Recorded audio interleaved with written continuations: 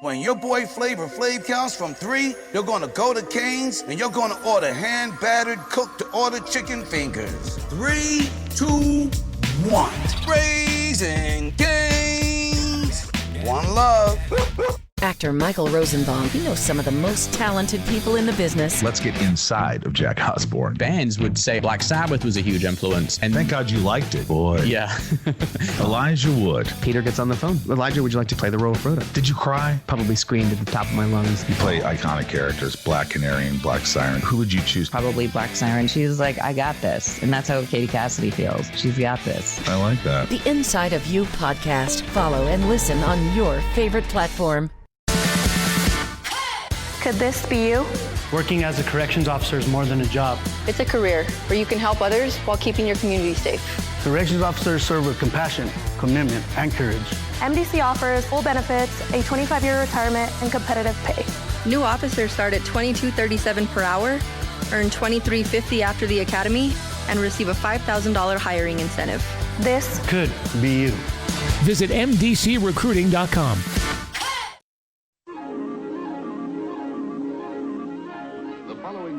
Is brought to you in living color.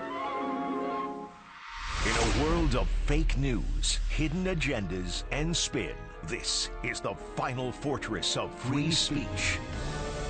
This is BV Today on 96.3 News Radio KKOB. All right, it's BV Today, News Radio KKOB. Thanks for being with us. On this Mondays, we get the week started. Brandon Vogt with you. Zay Johnson, Future of Radio. We got Mike Gabe in the newsroom. And joining us again is Patrick Brenner from the Southwest Public Policy Institute. How you doing, Patrick? Oh, I'm good, Brandon. How are you? Doing great. We're just talking about the summer. You got a whole bunch of kids too, right? I got 3. My wife and I have 3. Yeah. So you probably are you? Do they go to regular school or is it like? Or are you guys? We're Rio Rancho Public School. Okay. Well, yes. Parents, it's. Some parents are like, I'm ready for summer, and some parents are, I'm not ready for summer. I want to keep them in school for a while. Where do you fall? Would you rather have them? Because I feel like my summers have become way more busy than what it is during the regular school year at this point. You know, that's a really good question. I think I'm ready for them to be out of school for the summer. They do a lot of extracurricular activities during the school year, and I am tired of running them around ragged like a chicken with my head cut off, et cetera, et cetera. I know, it's something every night. Yeah. Something every night, for sure. Well, Patrick, thanks for being with us today. And we're going to talk about a few things. In fact, some lawsuits that you've had coming up here, but also Swipe Right.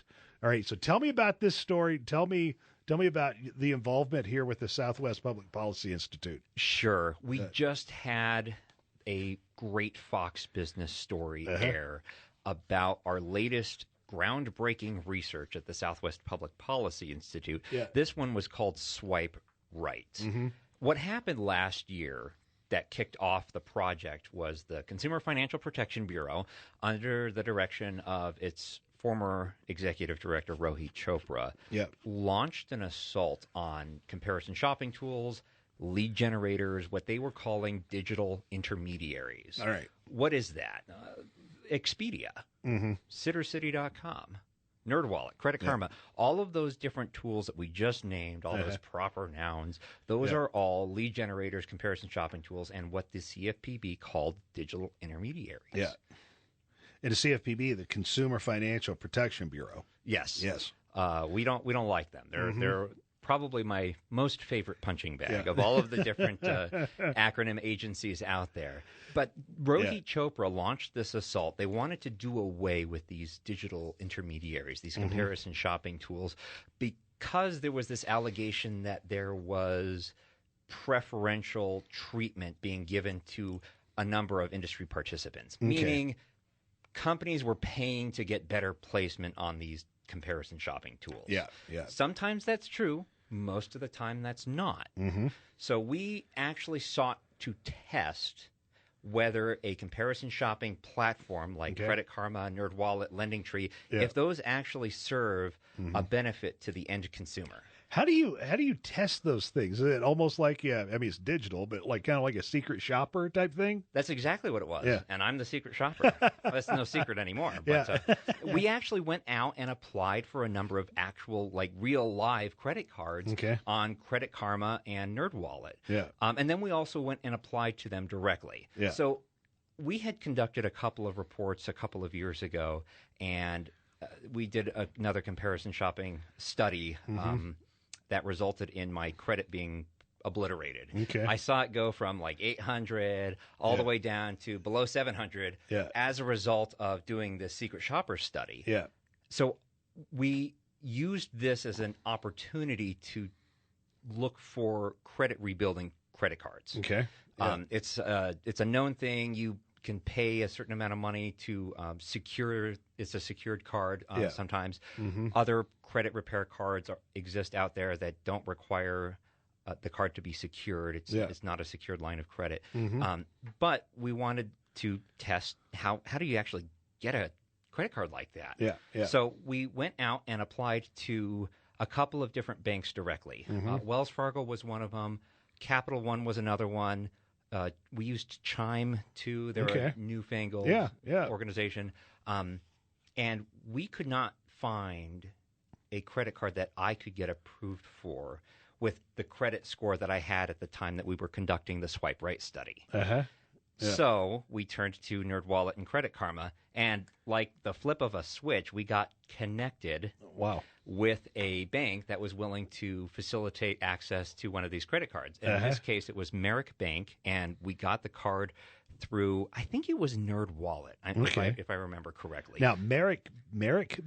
Merrick. All right, so what's the background with them? Is that what and this was NerdWallet, right? We got connected to Merrick Bank through NerdWallet. I have no idea who Merrick Bank is. I've never heard of them.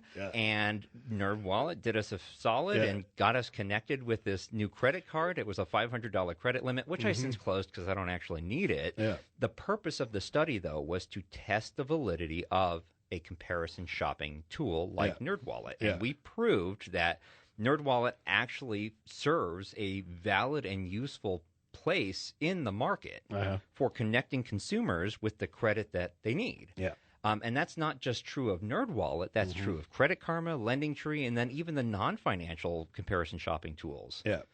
And by its own definition, you could consider Uber a lead generator of sorts, a digital intermediary. Are you actually using Uber to ride? No. Uber's connecting you. It's connecting riders with potential drivers. It's just a giant lead generation platform that the CFPB was explicitly targeting because a couple of the lead generation platforms that exist out there were using financial preferencing in placement of some of the products that were available. And the one you did with NerdWallet, it was just a $500 credit card, right? And now I wonder if that is their bank of choice for most people, if they're giving them, or is there several different banks that NerdWallet and some of the other ones use? There's several. There's dozens of banks that NerdWallet and Credit Karma partner with. And that was just one of the many different options that were available to me and that are available to other consumers. That's a great comparison. I never really thought of it like that with Uber, because it's just the mechanism is called Uber to connect you, but Uber's not driving you around. Right. No, they're absolutely not. Neither is Lyft. None of those NerdWallet is not a NerdWallet credit card. They're just finding one for you. Right. There's a really definite place in the market for groups like Uber and Lyft. You see it. People use them all the time. They generate millions of dollars in revenue. There's a place in the market for lead generators. There's a place in the market for digital intermediaries. There's a place in the market for these comparison shopping tools like Expedia. They serve value. They provide value, whether that's connecting people with products and services that they need, or helping people find the lowest prices for products and services they need. It's out there. It's out there, and it provides value to the market. We talked a lot about NerdWallet here, but you also did Credit Karma and Wallet Hub? Credit some of the Karma, other Wallet ones? Hub, and Lending Tree was on our list too. Okay. Yeah. What was that experience like with them? Was it very similar? It was very identical. Yeah. It was fast, it was easy, and it resulted in, I don't want to say guaranteed, because I am sure that there are circumstances whereby one of these digital intermediaries could not guarantee you access to credit. Yeah. But from my perspective, it was essentially guaranteed access to credit. Okay, yeah. Now, you mentioned Chime earlier. Was that one of the ones that you took a look at here? Well, because that's a relatively new one. I think people started to see some of the ads and stuff. Chime was one of the banks where we did a direct application. They're a bank. That's my understanding, at least for the purposes of this study. Yeah. Chime, Credit One, Capital One was on there too. The Capital one was interesting because I'm already a card holder with Capital One. Okay. I already have a Capital One credit card. Yeah. And Capital One would not provide me access to an additional line of credit for the purposes of rebuilding my credit. They wouldn't give me another credit rebuilding credit card despite having never missed a payment with them. Yeah. So here we're testing direct applications. This is just testing the application process. We're testing direct applications for access to credit and then the indirect applications for access to credit. Yeah. Where NerdWallet, Wallet Hub, all those guys fall into the indirect applications because they don't actually facilitate access to credit. Yeah. I'm sorry, they don't actually facilitate credit access directly. They get you connected with a credit provider. Okay. Yeah. Yeah. And that's and you when you did this, the secret shopper, you were using your own name, all your information, or was there a little cloak and dagger involved? No, it's all that me. Was it. That was me. Yeah. That was my social security number out there. That's my credit report that's out there. Well, did you get dinged up because you applied for so many of these credit cards? Not on this one. I was surprised. Yeah. What did happen, though, in 2023 when we conducted another similar study where we were trying to secure access to what was a short-term small dollar loan in New Mexico after the rate cap took effect, we applied to short-term small dollar loans from banks and credit unions. Wells Fargo was one of them. Bank of America was another short-term small dollar loan provider. And then U.S. Bank was another one. Yeah. Those three banks did not get me access to any sort of credit. They just denied me, and there was no credit inquiry that was made. Yeah. What they were doing to actually make it less expensive for them to offer this specialized type of credit was they were only using internal banking history. So you have to have a checking account so that they can determine that you're not a particularly risky borrower when you don't have overdraft fees. Yeah. They check that rather than actually pulling a hard credit inquiry. Okay. The credit unions, those guys absolutely obliterated my credit. Oh, wow. Yeah. I'm talking God, I don't know if I want to name names here. It was pretty bad. We applied for 15 different $500 loans from New Mexico credit unions, and they took my credit score from over 800 to less than 700 in a matter of 6 weeks. Oh my gosh, it was brutal. Yeah, I'm still recovering. I'm just now seeing those inquiries fall off my credit report. It's so bad. Oh man, yeah. Well, but at least with this, and you can learn more. Southwest Public Policy Institute. And it's Swipe Right, and kind of from your findings. I mean, this is a valuable tool. People can use it and not have to worry about it. It is, and the Consumer Financial Protection Bureau, it could not be more wrong. They are wrong, Brandon. Yeah. You can find out more about the study at southwestpolicy.com. Look up Swipe Right. It's right there. So why do you think they were targeting them? Was there? So what motivation did they have? I have a theory. Yeah. The theory is that the CFPB was offering its own comparison shopping tool that was driving, or that would have driven consumers to their own preferred providers. Okay. And the CFPB was laying the groundwork to remove its own competition. Oh, I see. Yeah.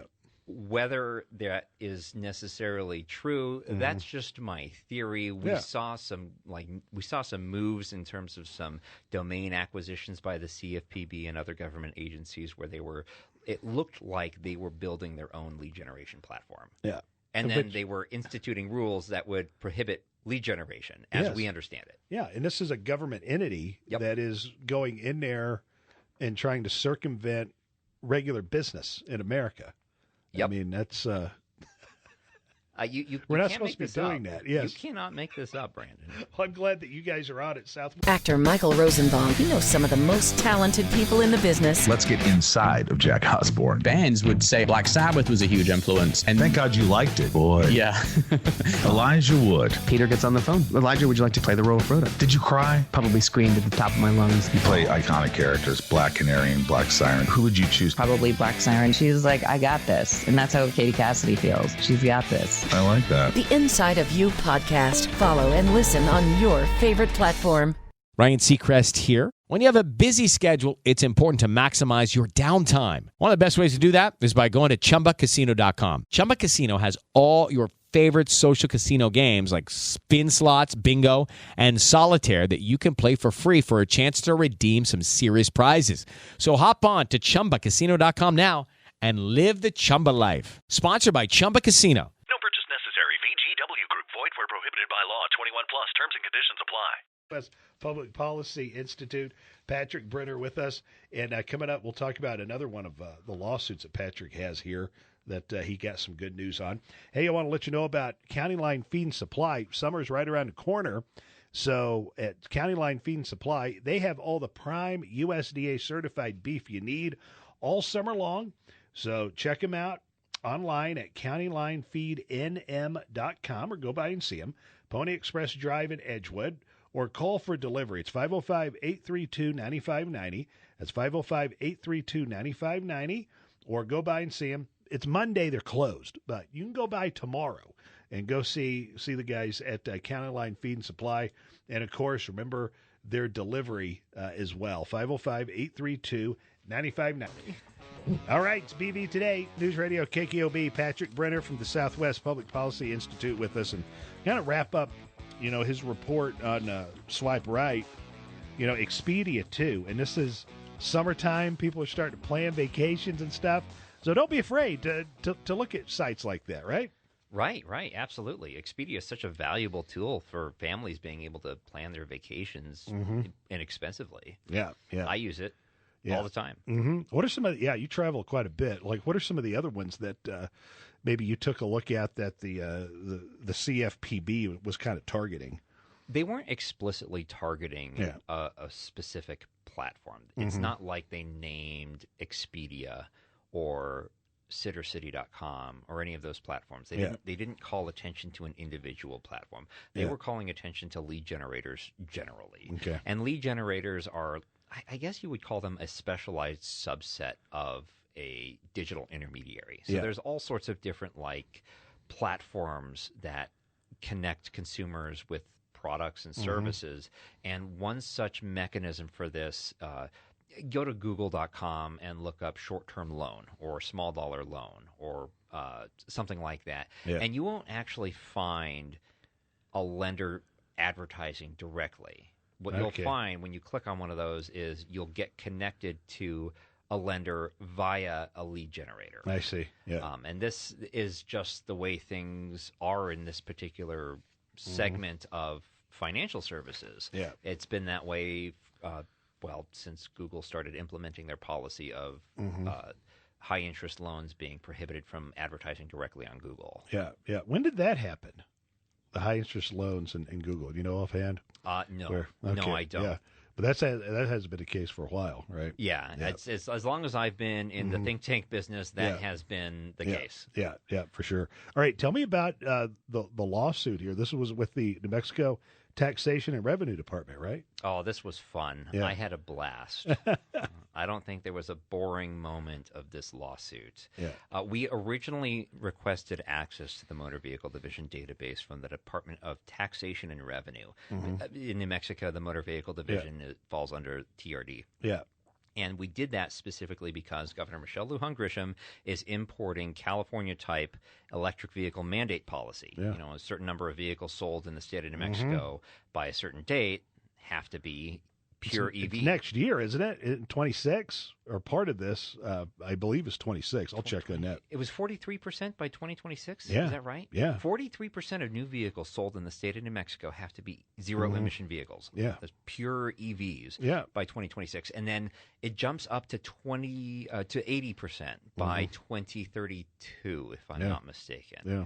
That's outrageous. Yeah. So what we wanted to do was I wanted to find out from the Motor Vehicle Division exactly who owns all the electric vehicles and who doesn't own the electric vehicles. Yeah. The only way to do that is to request access to the MVD database. Okay. That contains names, addresses, and that information we can use to append additional data about demographic information. Yeah. What ethnicity do people identify as?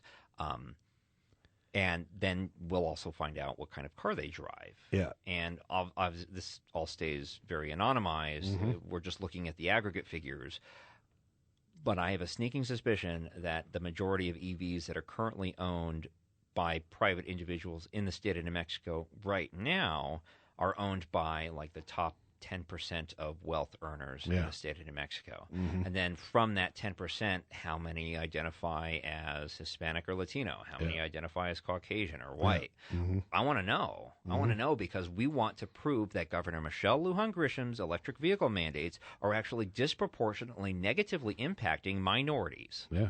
Yeah. And if anybody can prove it, it's us. Oh, yeah. So we went after the Department of Taxation and Revenue. They blew us off for going on 2 years. And then as part of this settlement process, we're obligated to attend mediation. And we're in this mediation hearing with this mediator. Good fella. Like, I have no complaints against him. Yeah. But they were asking us, they were demanding, like, oh, you guys got to go away. We're not going to give you any data. We're going to give you $2,500 for the trouble, which I said absolutely not. And they wanted us to sign a gag order, which I said absolutely, most definitely not. Yeah, yeah. And we walked out. Like I got up and I left the mediation hearing. Yeah. There was no way I was going to stick around and continue to be insulted by the TRD attorneys. And we went to trial. We went to trial. That trial date was late January of this year, and the judge ruled in our favor. Yeah. He found that the Department of Taxation and Revenue was wrong. Yeah. They wrongfully denied access to the records, and they ordered the Department of Taxation and Revenue to pay our attorney's fees, which was over $30,000. How about that? Yep. That beats, because you couldn't have done it with that $500 credit card you got. I mean, you needed. Well, how many $500 credit cards would I have had to get to pay for that attorney's fee? Yeah. I'd single-handedly fund NerdWallet at that point. No, that's great. And then, of course, they also have to turn over this data, right? Yep. And we're gonna analyze what we've got and finalize our report and determine how these mandates are disproportionately impacting New Mexicans. The Albuquerque Journal was great. They did a really nice story about us. My props to Nikila, the editor. Or I'm sorry, one of the writers over there. She did a good write-up. I loved the comment within the article. The Department of Taxation and Revenue declined to comment. Of course. Well, their position is indefensible, Brandon. Like, they dragged this on for 2 years and just didn't give us anything and would not play ball. Yeah. And at this point, I think we've established a reputation as the Southwest Public Policy Institute. Do not string us along. Don't play games. Yeah. I play hardball. Yeah. Yeah. Well, thanks, and we'll get back in touch here in a few weeks after you're able to massage some of this data that you were able to get here. I'd rather massage my credit report, my credit score. It's hurting See again. You can work on that too. Patrick, thanks for being with us. And again, if you want to learn more, Southwest Public Policy Institute, where do folks find you at? Southwestpolicy.com. All right. News is next on 96.3 News Radio, KKOB. All right, it's BV Today. Hey, we've got tickets here. Albuquerque Isotopes and Oklahoma City. And this is for the game coming up. Let's see, June 10th. The June 10th game, Isotopes in Oklahoma City. We'll take caller number 4 right now to pick up this 4-pack of tickets, 505-243-3333. So caller number 4 right now wins those tickets. AOL will also let you know our backyard blow-up keyword for today is tree. So you can text this keyword in, tree, T-R-E-E, tree, and be listening tomorrow for another keyword. And we'll do this the rest of the week. And other chances for you to get registered, go to the locations, any of the locations of AAA Organic Pest Control, Valentine's Swimming Pool and Spas, American Home, Jackalope, and Sinlawn. Scan the QR code for another opportunity to get registered. But your keyword for today is tree.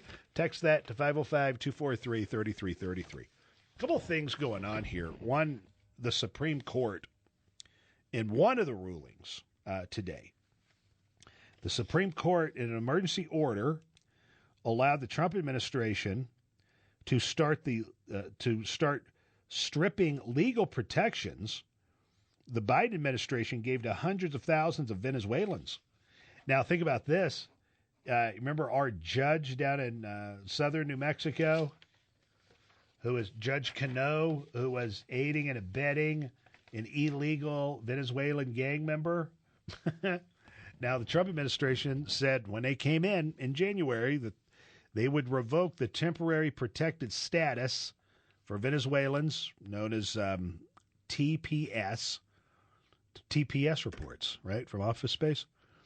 This lifted protections that barred deportation due to civil unrest and dangerous conditions in their home country. So the DOJ appealed to the Supreme Court after a San Francisco-based federal judge put the efforts on hold, finding they appear predicated on negative stereotypes because of stereotypes. So that's how this whole thing got going. Only one justice, Ketanji Brown Jackson. You remember, she's the one that can't determine what a woman is.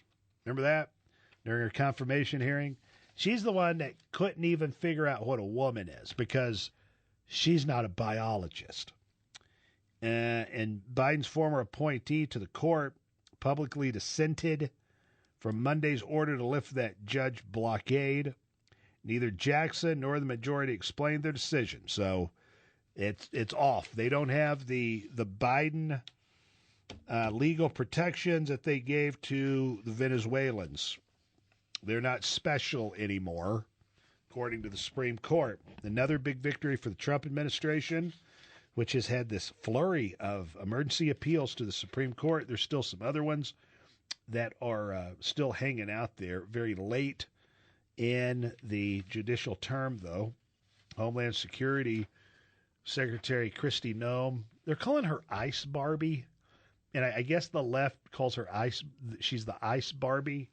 I don't know. Yeah, they're calling her Ice Barbie because I guess she's a nice-looking lady, and she's all about ice. And I think they think that is demeaning to her. To me, it's like a real compliment. The Ice Barbie. She said, why did they call her Baby? Ice Baby. She said that they were vindicated an earlier designation by the TPS by her predecessor complaining the Biden administration had sought to tie their hands. Actually, and for decades, secretaries across administrations have accordingly terminated TPS designations when, in their judgment, the statutory conditions no longer warrants them. That's exactly what Secretary Noem did here, and that came from Inspector General John Sauer, as he wrote to the justices. But another victory when it comes to immigration policy, according to the Supreme Court, with the Trump administration.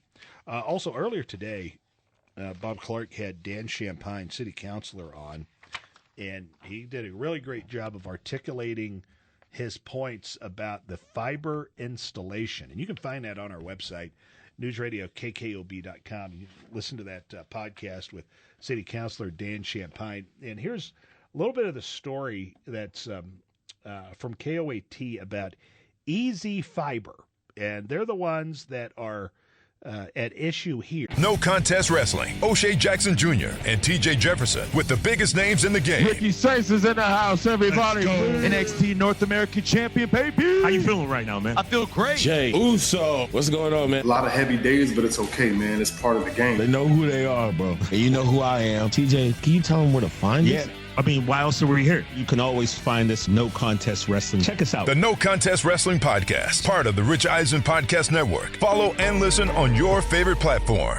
Get ready to unleash your inner explorer during the Adventure Awaits giveaway at Sky Ute Casino Resort. Every Saturday in May from 3 to 10 p.m., lucky hot seat winners will roll the dice and win cash, prizes, and bonus entries. Earn 1 entry for every 750 slot points. On Tuesdays, play the slots from 9 a.m. to 9 p.m. to receive 3 times the entries for the grand prize drawing. And be there on May 31st for the grand prize $25,000 RV voucher or $10,000 cash. Only at Sky Ute Casino Resort. Awaken your adventure. With this fiber installation process that's happening here in the city of Albuquerque. We mainly have had 2 or 3 broken water lines, and the companies have not been responsible in coming back and sweeping the streets after all the water dries up and leaves all the sediment. Peter Nathanson's neighborhood showing markings and possible potholes forming from what he says was fiber internet installation work. A few blocks over, a couple was having sewer problems and got a specialist to find out why. He sent it down through the sewer, and they found 2 big of the orange fiber optic pipes drilled through the middle of that cast iron pipe. It was blocking our sewer. For now, the city has stopped installation, but for some neighborhoods, sidewalks are still closed and some are even still waiting for repairs. We never received any written notification that they were going to be doing it, dates when they would be showing up, times that they would be doing it. We received nothing from them other than advertisements for services. Earlier this month, the city halted Easy Fiber's work, saying it violated its agreement with the city. This is the second company of 3 who are licensed, now under a stop work order for violations. People are having trouble with grocery costs. They can't afford this, especially when they're not being given any sort of... No one's asking, do you want us to run the fiber optic cable? Can we come to your home and do that?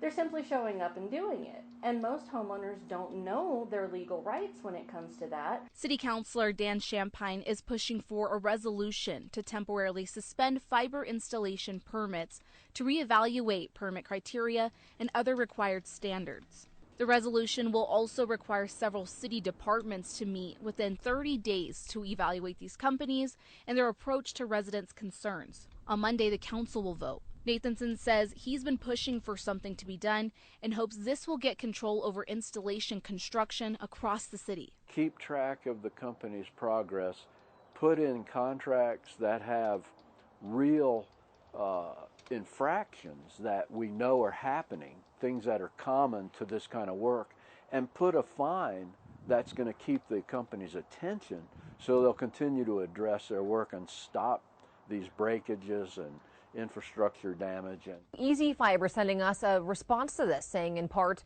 as with any significant infrastructure initiative, occasional damage during construction may occur. It is Easy Fiber's policy and unwavering commitment to promptly restore any impacted property. While we respectfully disagree with the City Councilor Dan Champagne's proposed resolution, we remain committed to engaging collaboratively with Councilor Champagne and city officials to identify mutually agreeable solutions. Oh, it's become a mess here with this fiber installation going on in the city of Albuquerque. There's a story from KOAT, and you heard from some of the folks involved here, including Crystal Herman. But you can hear Dan Champagne talk about this on our podcast page at newsradiokkob.com. All right, coming up next, Votes Notes here on News Radio KKOB. All right, it's BV today. Congratulations to Robert. Pick up those tickets to the Albuquerque Ice Topes June 10th. They're taking on Oklahoma City. All right, how about some Votes Notes today on this Monday? Oh, man, I got this one here. From Jim. Thanks, Jim. This is a story we've been following on the notes for a very long time.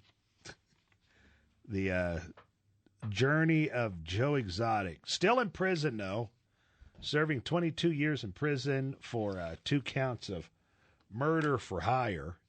Evidently, his husband, Jorge Marquez Flores, has been deported back to Mexico. Go back to your country. Oh, man. Too bad for old Joe Exotic. His 33-year-old husband, Jorge, has been deported to Mexico just hours after he was released from a Texas prison.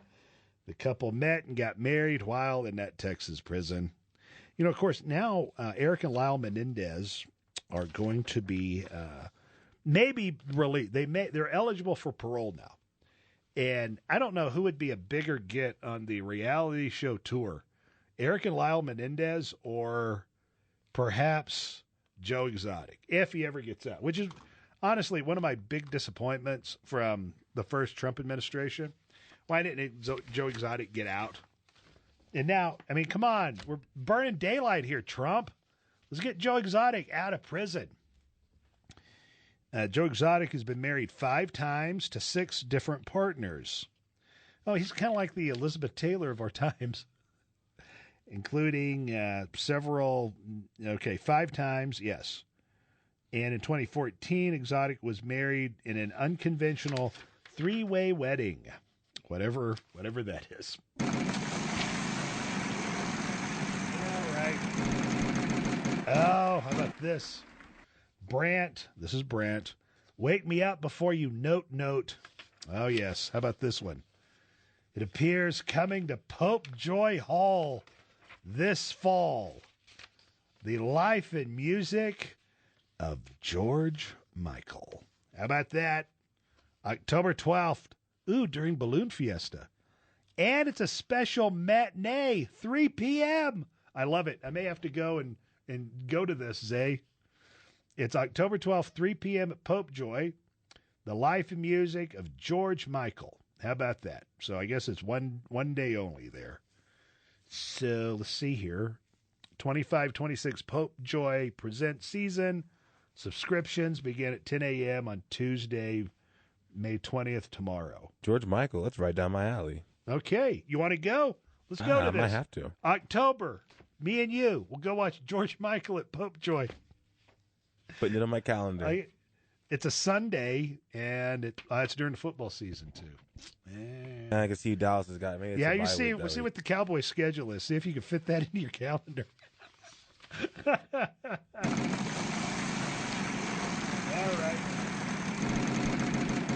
right. Lobo Hobo. Fixing a General Lee for the final time. And that's Cooter. That's right. Pardon me. The last in-person autograph from Ben Jones. As many of y'all heard, Crazy Cooter has retired at the age of 83 in order to focus on his health. So he signed a piece from a go-kart that Zach Hudson purchased from Cooter's place, and he said that was the last autograph that he is going to sign. So Godspeed, Cooter, on your final journey here. Of course, the actor Ben Jones. What a great show that was. Dukes of Hazzard. Oh, one of BV's 90s bombshells here. Candace Cameron. Oh, on to fuller notes. It's May 19th, BV. Time to start talking about the new Candace Cameron Christmas movie. Oh, yes. Full House alum took to Instagram this weekend with a carousel of pictures from the set of her upcoming Christmas TV movie for Great American Family. And let's see here. She also had a lot of behind-the-scenes stuff and photos. She said on Instagram, "'Tis the season to make a Christmas movie." It's got to be weird for those people like Candace Cameron, Melissa Joan Hart, Lacey Chabert. Like, they make these Christmas movies in the middle of the summer. I mean, here it is late May, and they're making Christmas movies. But actually, I don't watch any of this stuff. But I wish them continued success. I'm glad that all of BV's 90s bombshells are still out there making money and working in Hollywood. All right. Well, that'll do it for me. I'll be back with you tomorrow at 1 o'clock. TJ's out in Greece, so we've got like a cavalcade of special guest stars filling in for him for the next couple of weeks. Today, Mr. Josh Kastenberg from UNM Law. He'll be in here. And also House of Strauss coming up. later this afternoon here on News Radio KKOB. So I hope you have a great Monday, and I'll see about getting Zay some tickets to the George Michael show at Pope Joy. News is next. Sit, Ubu.